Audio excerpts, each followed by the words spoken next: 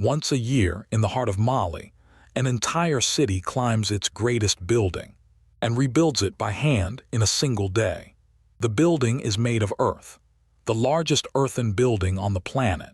The city beneath it has been trading on this river for 2,000 years, and for most of the last century, the official story of Africa insisted that a city like this could not exist. The proof that the story was a lie was buried 9 feet deep, 3 kilometers away. The city is Djenné. It stands on an island in the floodplain where the Bani River meets the Niger, in the middle of Mali. A city of earthen houses, nearly 2,000 of them, gathered around the building on every postcard. The Great Mosque, its towers studded with palm-wood beams, the largest structure of raised earth in the world. And here is the trap. The world looks at this photograph and files it under one word: mud, primitive, fragile, poor. Hold that thought.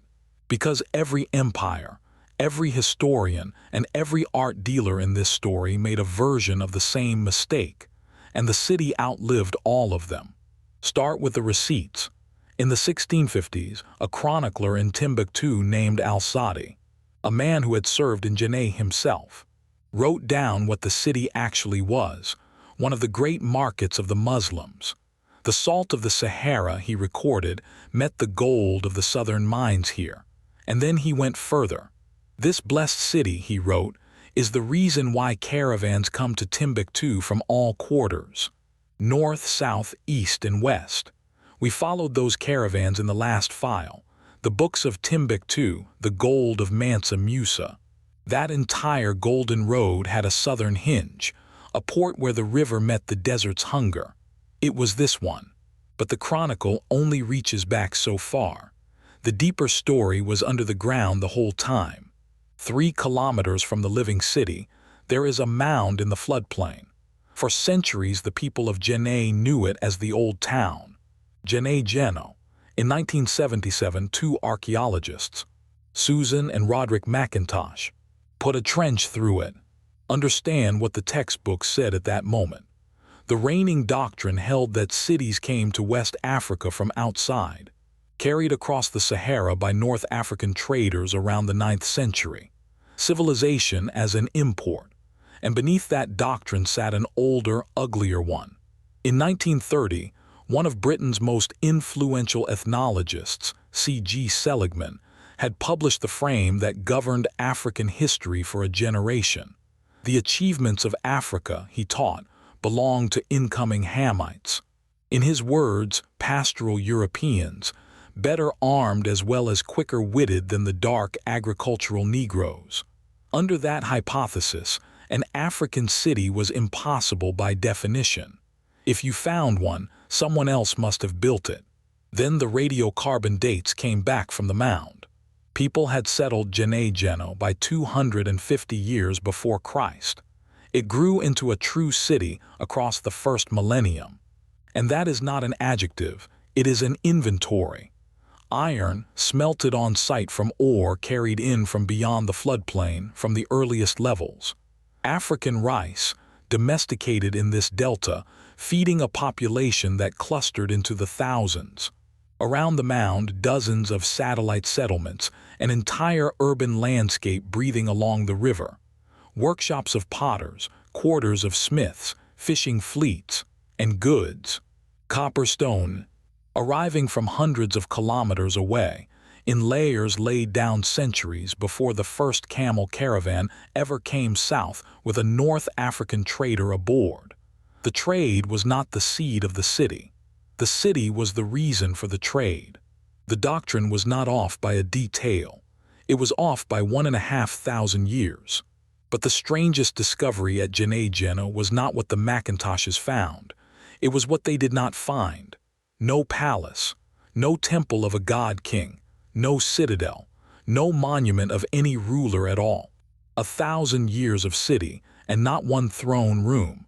They gave the finding a name that should be taught in every school that ever said Africa had no history: cities without citadels. The scholars call the structure heterarchy. Power held sideways, not stacked. A city run as a web of guilds and crafts and families, each sovereign over its own domain, cooperating because the flood, the harvest, and the market demanded it. We are taught that civilization begins when a king rises. This city stands there in the record, saying otherwise for 1,000 years. Around 1400, the old mound went quiet. Historians still argue exactly why. And the city crossed the floodplain into its present body. Tradition says its 26th ruler, Khoi Khanbaro, became its first Muslim king and turned his own palace into the first Great Mosque. A statement in earth. Here, the house of power became a house of prayer. And because Djenné was the hinge of the richest trade in West Africa, the empires came for it. Mali held it in the golden centuries we traced with Mansa Musa. Then came Songhai, the conqueror Sunni Ali, the same king who took Timbuktu, brought a river fleet against Djenné. 400 war canoes, the chronicles record, sealing the island behind its own flood. The siege, they say, lasted 7 years, and the city fell in 1473 not to assault but to hunger. Remember who wrote those chronicles. Scholars of the dynasty that later overthrew his line. Men with every reason to make him a monster. We will meet their hostile pen again. Even catastrophe did not close the market. When Morocco's guns broke Songhai in 1591, the fall we told in the Timbuktu file, Al-Sadi could still write 70 years later that this blessed city was thriving, that it was the reason the caravans still came. Empires fell around it. The city simply continued. In 1828, a Frenchman named René Caillier reached Djenné disguised as a Muslim traveler, the first European to see it and live to publish. He pressed on to Timbuktu, the myth Europe was starving to glimpse, and found it a disappointment. The real marvel, he wrote, was the city he had already left. Fabled Timbuktu had nothing like Djenné's concourse of strangers from every corner of the Sudan. The first European eyewitness looked at the two cities and preferred the one Europe had never heard of. 65 years later, Europe came back with artillery. In April 1893, French columns under Louis Archinard bombarded Djenné and took it after fierce resistance. And in 1907, under the new colonial order, the city raised its Great Mosque again. The building in every photograph today. Know who built it? Djenné's own hereditary guild of masons. The Bariton designed and directed it under their master, Ismaila Traoré. And the colonial administration filled the work gangs by force, with labor exacted from the surrounding villages. Both of those things are true, and we will not trade one for the other. For decades afterward, rumor handed the credit to French engineers. The same reflex that once handed Mansa Musa's architecture to a foreigner. The scholarship is plain. There is no record any French engineer worked on that building at all. The mosque is Djenné's. Its design, its hands, its guild. So let us name the mechanism, because by now, 4 files into this cluster, you can see the machine change its tools. At Great Zimbabwe, they erased the builders with a law. It became illegal to teach the truth. At Timbuktu, a sword took the scholars and a sentence, 4 centuries later, declared there had been nothing to take. Here at Djenné, the tool was quieter still. An assumption, a hypothesis under which African cities were impossible by definition, so that every wall, every mound, every terracotta face pulled from the soil demanded a foreign founder before it could be believed. Radiocarbon does not read hypotheses. The date said 250 BCE, the trenches said iron, rice, trade, and no king. The doctrine that had governed a century of textbooks was not revised.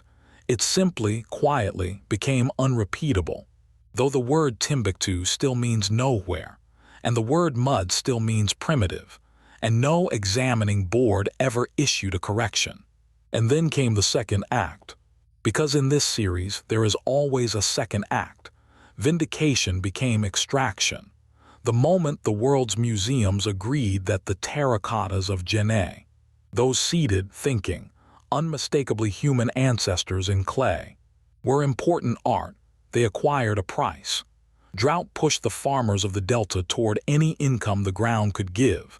Dealers and collectors in Europe and America supplied the demand, and the sites began to empty.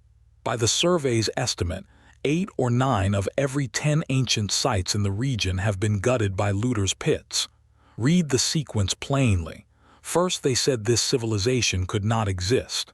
Then, when the ground proved it did, its ancestors' faces were priced, crated, and shipped to the very capitals that had done the doubting. Mali answered with what it had: cultural missions at Djenné and Timbuktu, and in 1993 the United States banned the import of Malian antiquities outright. The bleeding slowed. It has not stopped. That is the inversion at the heart of this file. The primitive mud village is the senior urban civilization of the subcontinent, and the people who called it primitive ended up bidding on its art. Which returns us to the morning we began with. Every spring before the rains, the masons of the Barry Tun give the word, and the whole city comes. The clay of the river, cured and kneaded, goes up the walls hand over hand, and by nightfall the largest earthen building on the planet wears a new skin. It is not maintenance. It is an institution. A constitution written in labor instead of ink, renewed annually for over a century on this building, in a tradition of earth older than the empires. The monument is not the technology. The agreement is. A building of mud, kept standing forever, is a harder thing than a building of stone. It means the city itself has decided, every single year, not to let it fall. In the last file, when the extremists came, the people of Timbuktu carried their books through the checkpoints in the night. In Djenné, the same instinct wears mud on its hands. UNESCO inscribed the old towns in 1988. The war put them on the danger list in 2016. Archaeologists were still opening new trenches and reading new layers as recently as 2025. The record is still being written, and the city is still doing what the mound proves it has done for more than 2,000 years, feeding itself from the flood, governing itself from the guild, rebuilding itself from the river. The most radical thing about Djenné is not that it outlasted Mali, Songhai, Morocco, and France. It is that it never needed what they had: no throne, no citadel, no king. A city held up for 2,000 years by nothing but its people's hands, which is to say, by the strongest material in this entire story. That is the file on Djenné. Not a postcard, not a superlative. The origin floor of African urban genius, standing in open air, remade every year in front of anyone willing to look. Before you go, look once more at the river. The chronicles say 400 war canoes once sealed this city behind its own flood, under a king remembered as a tyrant by the men whose dynasty replaced him. He took Djenné. He took Timbuktu. He built the empire the scholars inherited. And the scholars wrote the version of him we were given. What the record hates can be as revealing as what it erases. Sunni Ali, that is the next file.